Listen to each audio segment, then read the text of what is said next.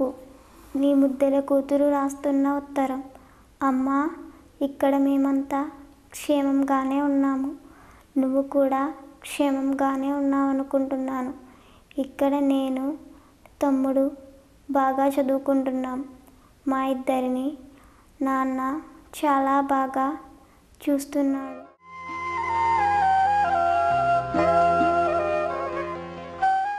ఇలా నీకు అన్ని ఉత్తరాల్లో రాస్తున్నాను.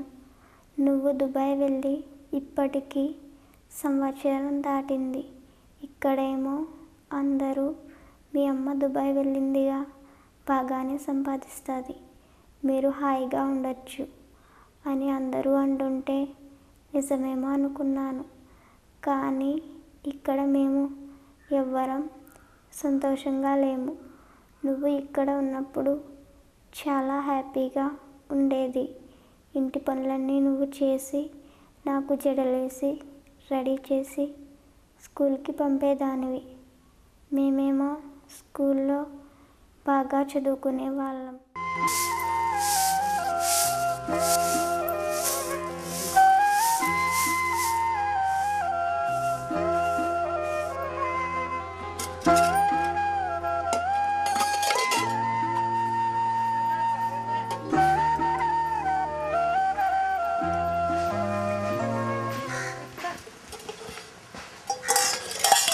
ఇప్పుడేమో పొద్దున్నే లేచి నేనేమో అంట్లు తోమి వంట చేస్తున్నాను.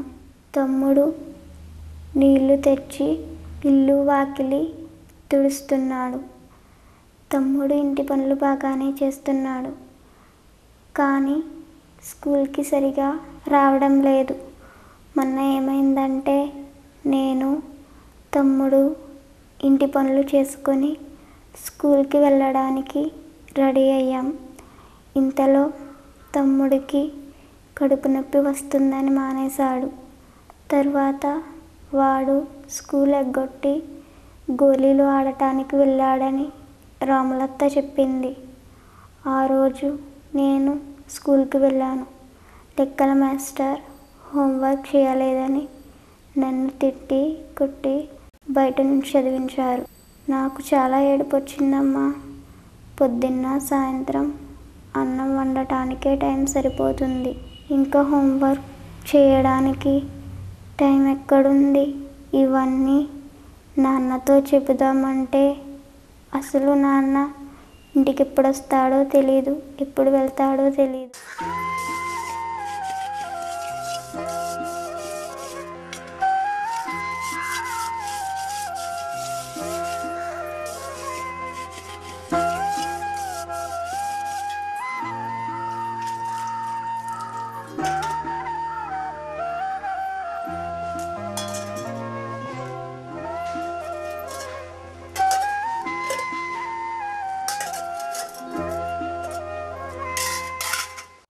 నిన్న రాత్రి ఏం జరిగిందంటే తమ్ముడు నేను హోంవర్క్ చేసుకొని అన్నం తిని పడుకున్నాం.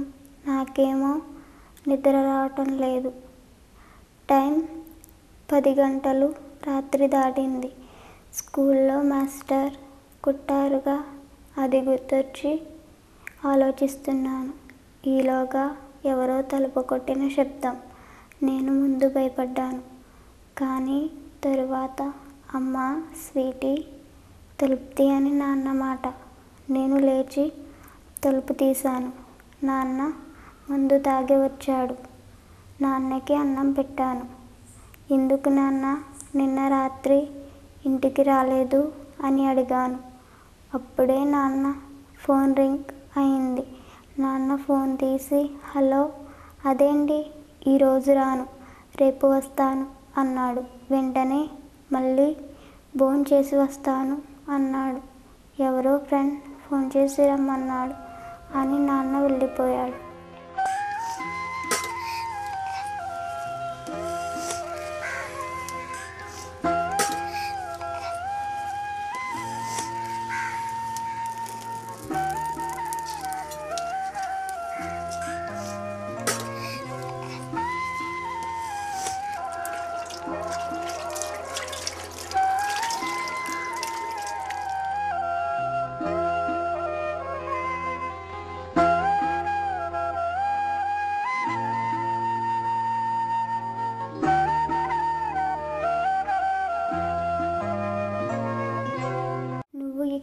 చిన్నప్పుడు నాన్న ఎప్పుడూ ఇంటి దగ్గరే ఉండేవాడు. ప్రతిరోజు పనికి వెళ్ళేవాడు. కానీ ఇప్పుడు ఏం చేస్తున్నాడో, ఎక్కడికి వెళ్తున్నాడో నాకు అర్థం కావటం లేదు. నేను పడుతున్న బాధ ఎవరితో చెప్పుకోను. ఈ బాధ భరించలేకపోతున్నానమ్మా.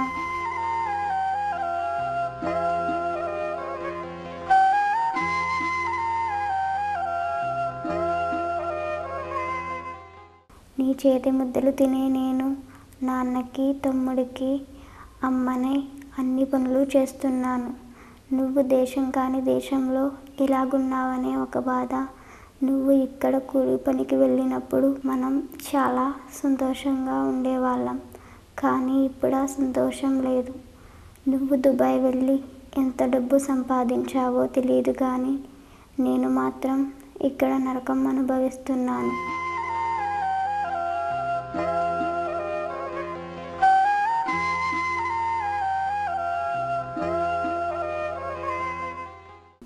ఒక్క నిమిషం ఫ్రెండ్స్తో కలిసి ఆడుకోవడానికి లేదు.